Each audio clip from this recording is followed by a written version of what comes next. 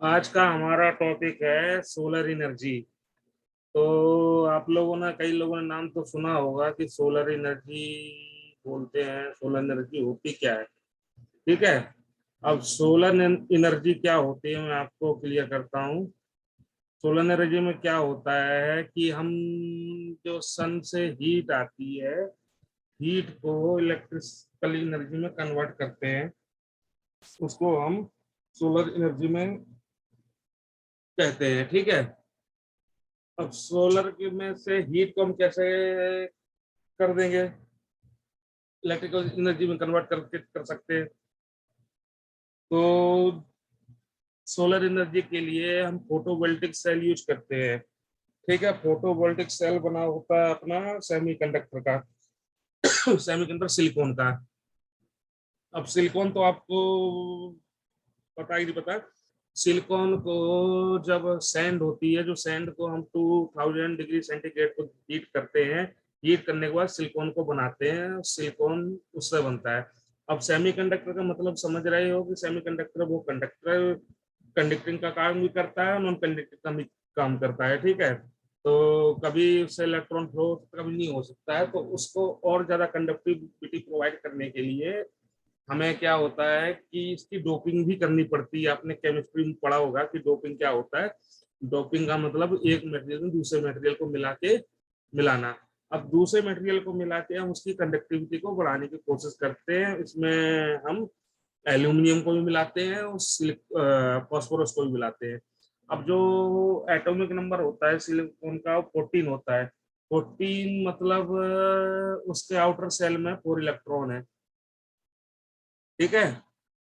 अब four electron है तो एल्यूमिनियम जो होता है उसमें 13 होते हैं। इसका आउटर सेल का एटॉमिक नंबर 13 है, उसके में आउटर सेल में 3 इलेक्ट्रॉन है। ऐसे ही फास्फोरस है तो फास्फोरस के एटॉमिक नंबर है 15, उसके आउटर सेल में कितने 5 इलेक्ट्रॉन होते हैं, जिसके थ्रू हम डोपिंग करके इसकी कंडक्टिविटी को इंक्रीज करते हैं। ठीक है। अब कैसे करते हैं, पहले क्या होता था कि अ, ये देखिए। ठीक है। अब आपने देखा होगा कि इस टाइप से डायग्राम होता था, इसको डिप्लेशन जोन बोलते थे। ठीक है। ये पी टाइप सिलिकॉन है, ये एन टाइप सिलिकॉन। ठीक है। ये डिप्लेशन रीजन है। तो एन टाइम में आपको पता है इलेक्ट्रॉन होते हैं, पी टाइम में क्या होते हैं, होल होते हैं। ठीक है। अब इलेक्ट्रॉन को हमें कैसे भी करके मूव करवाना है यहाँ से यहाँ तक, क्योंकि अगर इलेक्ट्रिसिटी तभी जनरेट होगी जब इलेक्ट्रॉन यहाँ से फ्लो होगा और मूव होके यहाँ तक पहुंचेगा, इसको लूप मिल जाएगा। तो लूप आपको पता है करंट एक लूप में फ्लो होता है, और फ्लो ऑफ इलेक्ट्रॉन को ही इलेक्ट्रिसिटी कहते हैं। अब वो डिपेंड करता है डेंसिटी के ऊपर। अब डेंसिटी कम ज्यादा होती है उसके ऊपर डिपेंड करता है कि जितनी ज्यादा डेंसिटी उतनी ज्यादा इलेक्ट्रिसिटी करंट जनरेट हो, जितनी कम डेंसिटी उतना कम। ठीक है। तो अब आपको इलेक्ट्रॉन ऐसे फ्लो होता है करना है। अभी ये ऐसे फ्लो कैसे कर सकते हैं? ठीक है। अभी क्या था कि आप मान लो सन की हीट को यहाँ से ड्रॉप होती है। ठीक है। सन के हीट से क्या फोटोन आते हैं। फोटोन को आने से क्या होता है कि जो फोटोन डिप्लेशन रीजन में आके ब्रेक हो जाते हैं। ठीक है। तो ब्रेक हो जाने के बाद होल और इलेक्ट्रॉन आपस में शिफ्ट हो जाते हैं। ठीक है। लेकिन अब इतना कंटिन्यू लाइट गिरती रहती है तो वो डिप्लेशन रीजन में आके ब्रेक होंगे, शिफ्ट होते रहते हैं। ठीक है। तो इससे हीट के चक्कर में इलेक्ट्रॉन होंगे और डिप्लेशन रीजन से इधर उधर क्रॉस थ्रू हो नहीं सकते हैं। तो वो क्या करते हैं, फिर जब हीट पड़ती है तो इलेक्ट्रॉन फिर इधर से फ्लो के इधर आते हैं। अब होल तो अपने खाली एरिया ही है। ठीक है, जिसमें इलेक्ट्रॉन को फिल करना है। ठीक। तो फिर क्या होता है, इलेक्ट्रॉन जब हीट पड़ती है तो हीट्स के थ्रू फिर यहाँ से फ्लो होना चालू हो जाती है। जब फ्लो होना चालू तो करंट जनरेट होना चालू हो जाती है। अब क्या था कि ऐसे में क्या हो रहा है कि ये पूरा सोलर सेल यूटिलाइज नहीं हो पा रहा था, सिलिकॉन। तो फिर सभी ने क्या सोचा है कि ऐसे सिलिकॉन यूटिलाइज नहीं हो पाएगा, तो क्या करते हैं हम, क्योंकि इलेक्ट्रॉन फ्लो होंगे एन टाइप सिलिकॉन से ही, तो उन्होंने क्या किया कि जो एन टाइप सिलिकॉन है ऊपर कर दिया और पी टाइप सिलिकॉन नीचे कर दिया। अब इससे क्या हुआ कि डायरेक्ट जो हीट गिरती, टोटली हीट भी इस पे गिरती थी, एन टाइप सिलिकॉन पे गिरेगी। गिरने से क्या होगा कि अब पी टाइप का सिलिकॉन बीच में नहीं आएगा, तो इलेक्ट्रॉन फ्लो होना चालू हो जाएंगे इधर से इधर, एन से पी की तरफ, पी वाला इधर कनेक्ट कर दिया। ठीक है, तो इस टाइप से इन्होंने कनेक्शन किया क्योंकि मैक्सिमम एनर्जी जनरेट कर पाए, सन हीट को मैक्सिमम मैक्सिमम यूटिलाइज कर पाए। ठीक है, तो ये देखिए अब क्या होता है, ये लाइट एनर्जी किया, अब ये इधर से इधर कनेक्शन कर दिया, इधर से इलेक्ट्रॉन फ्लो होके इधर से लूप करके लूप बन जाएगा। ठीक है, अब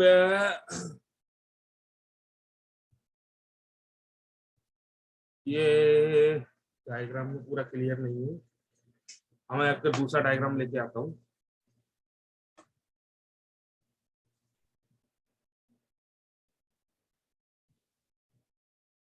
ये देखिए,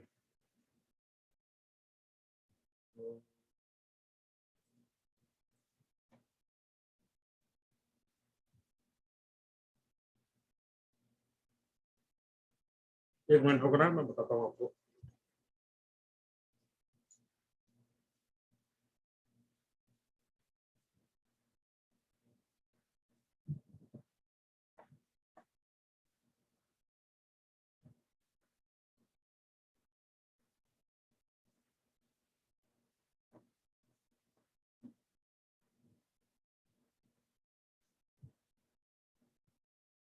देखिए, अब सन हीट डायरेक्ट यहाँ से यहाँ आती थी।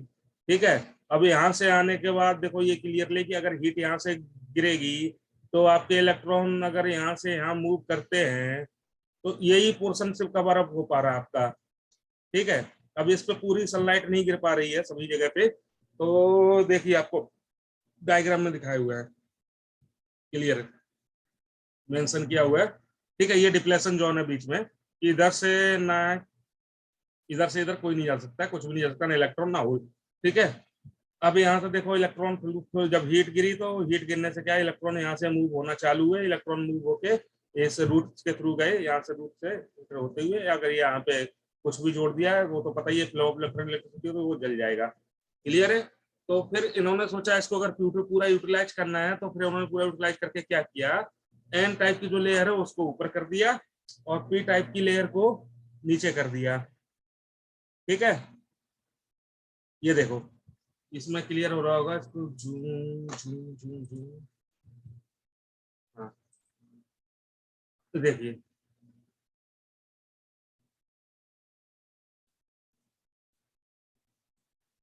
देखिए सन के जो फोटॉन्स देखिए आप गिर रहे हैं, ये देखो आ रहे हैं सन के फोटोन।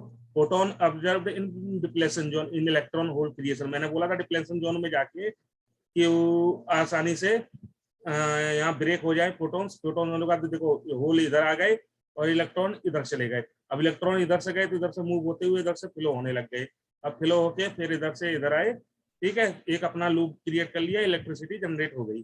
ठीक है, अब देखो ये एन टाइप का ऊपर वाला सिलिकॉन है, इधर नीचे वाला पी टाइप का सिलिकॉन है। ठीक है, ये बैक इलेक्ट्रिकल कॉन्टेक्ट है। ठीक है, तो ये डिप्लेशन जोन है। अब आप सोच रहे होगे कि जो ये इतना एन टाइप सिलिकॉन इतना पतला क्यों रखा हुआ है, एन टाइप पतला रखने का इसका रीजन ये है कि इसको थिन इतनी रखा गया है कि सनरेज आसानी से इस पर गिर सके, आसानी से इसके डिप्लेशन रीजन तक आसानी से पहुंच जाए, कोई ऑब्स्ट्रक्शन बीच में ना हो। ठीक है, तो इसलिए एन टाइप सिलिकॉन पतला रखा हुआ है, इसलिए डिप्लेशन रीजन तक आराम से पहुंच सके, आराम से पहुंचने के बाद यहाँ आके ब्रेक हो जाए और इसके थ्रू जनरेट हो। तो इस कॉन्सेप्ट को आपको क्लियर हो चुका होगा, ये कॉन्सेप्ट। ठीक है, अब मैं आपको दिखाता हूँ कि, ठीक है, तो आपको कॉन्सेप्ट क्लियर हो गया कि सोलर सेल कैसे जनरेट होता है, कैसे इससे इलेक्ट्रिसिटी जनरेट होती है। अब ये सोलर सेल क्या होता है, बहुत छोटा होता है, ये एक सोलर सेल जो होता है 0.5 वाट तक का होता है। ठीक है, 0.5 वोल्ट तक का होता है। तो अब इसको क्या करते हैं, 0.5 वोल्ट का होता है, तो देखो ये एक पॉइंट देखो वोल्ट का है, 0.5 वोल्ट का होता है ये। अब इसको सीरीज में छोटे छोटे सोलर सेल को सीरीज में कनेक्टेड करके तब जाके एक सोलर मॉड्यूल बनता है। ये देखो आप कैसे कैसे सीरीज में कनेक्ट करके लेके गए हैं, तब जाके एक सोलर मॉड्यूल बना है। तो ये सोलर मॉड्यूल जैसे देखो इसमें दिखाया हुआ 72 सेल कनेक्ट किए हुए हैं सीरीज में। 72 सेल क्लियर करने के बाद ये बना कितना 36 वोल्ट का, ठीक है। और जैसे ये दिखाया कि अगर 36 पेन करेंगे सोलर सेल कनेक्ट तो 18 वोल्ट क्रिएट होगा, ठीक है। ये आपको दिखाया हुआ है इसमें। अभी इसको नाम कैसे पड़ा है कि फोटोवोल्टिक, ठीक है। देखो sun energy delivers it energy in us to man heat and light. There are two main type of solar in power system namely solar thermal system.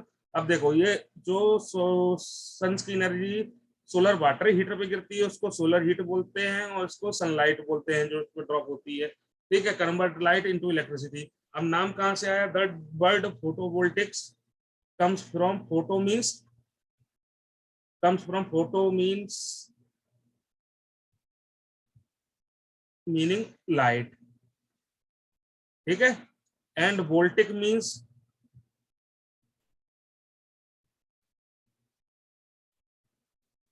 देखो प्रोड्यूसिंग इलेक्ट्रिसिटी। तो ये नाम ऐसे आया कि फोटोवोल्टिक, इसलिए इसको पीवी सिस्टम बोलते हैं, ठीक है। पर ये डीसी में जनरेट होता है।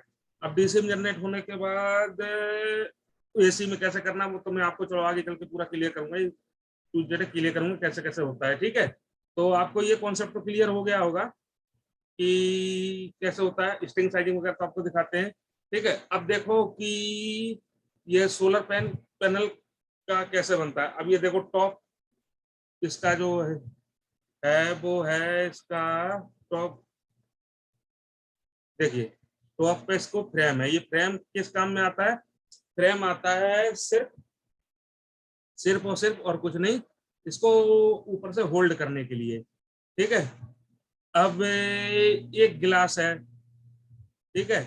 अब ये गिलास क्यों दिया हुआ है? गिलास इसलिए दिया है इसके ऊपर कोई जो पानी और जो कोई भी डस्ट वगैरह वगैरह पेन सोलर सेल तक ना पहुंच पाए, इसके लिए गिलास प्रोवाइड किया गया है। ये गिलास इसलिए प्रोवाइड किया हुआ है। उसके बाद देखो एक इनकैप्सुलेशन सीट दी हुई है। इनकैप्सुलेट सीट क्यों दी हुई है? ये सीट क्या इसलिए दी हुई है क्योंकि सन की अगर लाइट पड़ती है पूरी पूरी तो वो पड़ने के बाद हो सकता है पूरी पूरी रिफ्लेक्ट भी हो सकती थी, ठीक है।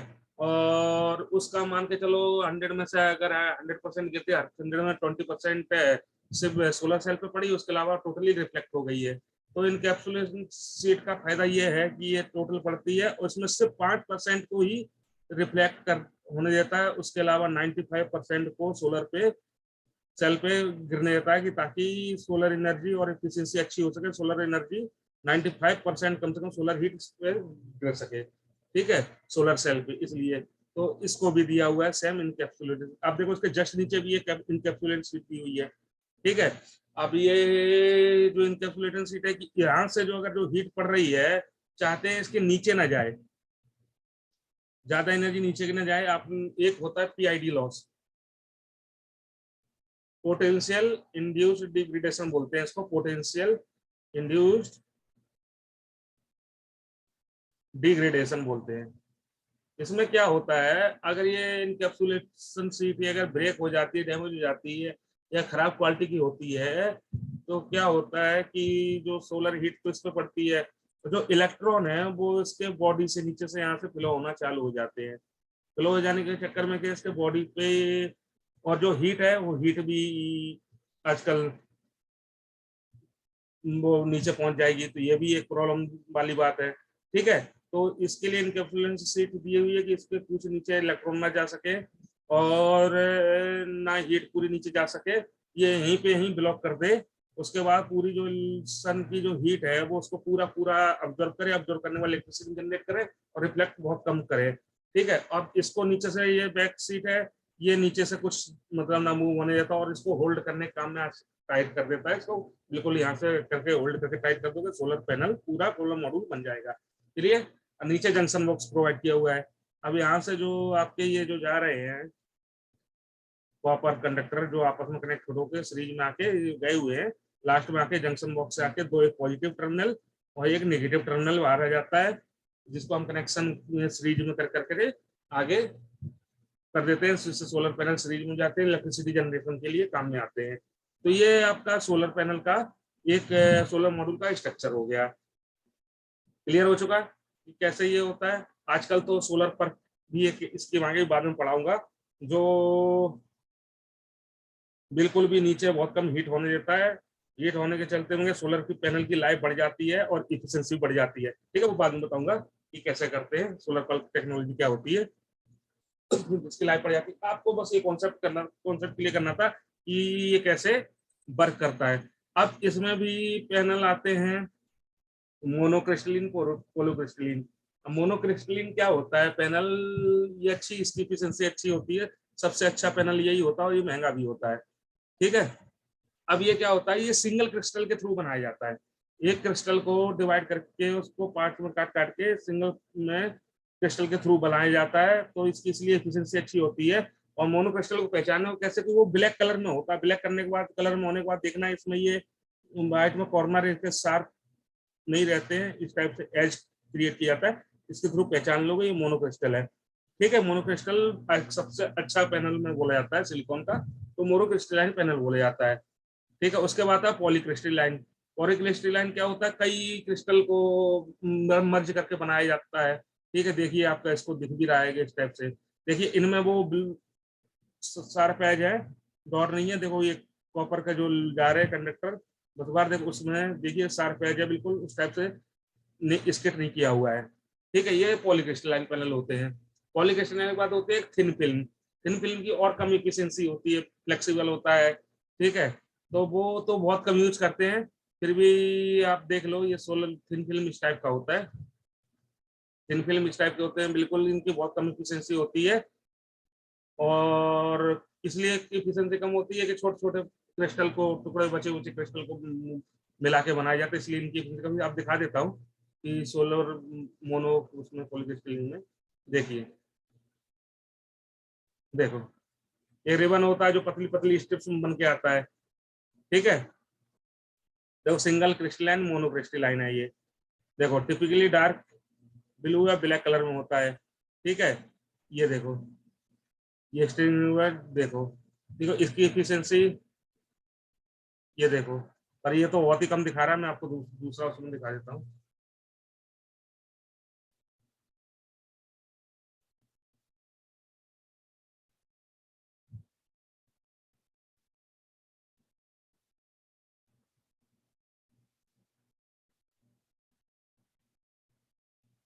ये बता रहे हो पढ़ना कि आप देख लीजिए, फर्क दिखा देता हूँ पहले, फिर उसके बाद इसको दिखा देते हैं।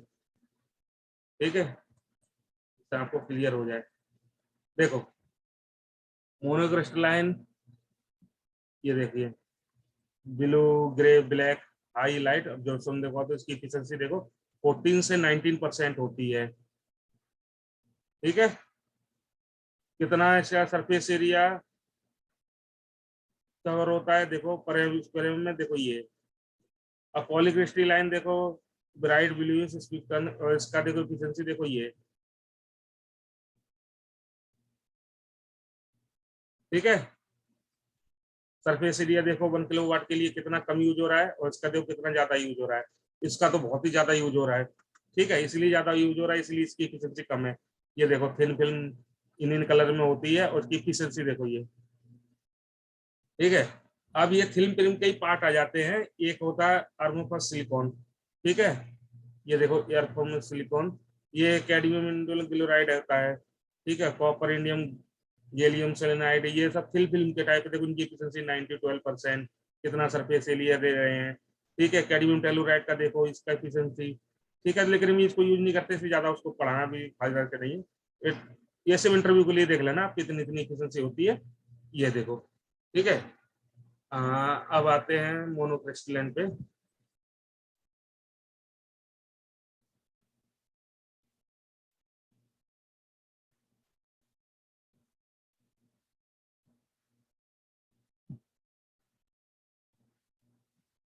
देखो मोनोक्रिस्टलाइन कहाँ हो रहा है, सिंगल क्रिस्टल इन्होंने हाई प्योरिटी, देखो हाई प्योरिटी के साथ इतना इतना डायमेंशन का, देखो ये देखो, ये कंटूर स्लाइसेस देखो made round, semi round, square shape, the cells are almostly electrically efficient which means they require less surface area, देखो लेस सरफेस एरिया जो बता रहा था वो है, क्लियर किया हुआ है। देखो और मोनोक्रिस्टलाइन की एफिशिएंसी देखो, देखो इन मैक्सिमाइज मोनोक्रिस्टलाइन सारा स्पेसिफिक,